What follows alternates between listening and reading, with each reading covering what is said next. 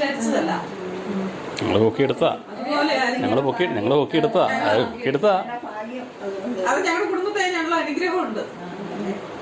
ഇരുന്നോട്ടെ, കിടക്കാതിരുന്നേച്ചാ മതി, അത്രേ ഉള്ളൂ.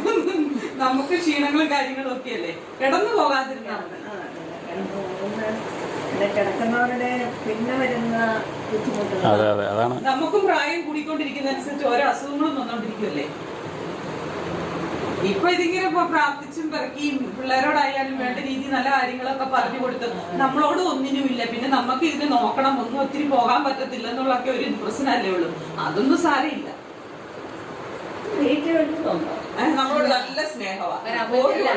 പ്രായമായ അപ്പനും അപ്പയും വീട്ടിലിരിക്കുന്ന ഐശ്വര്യം.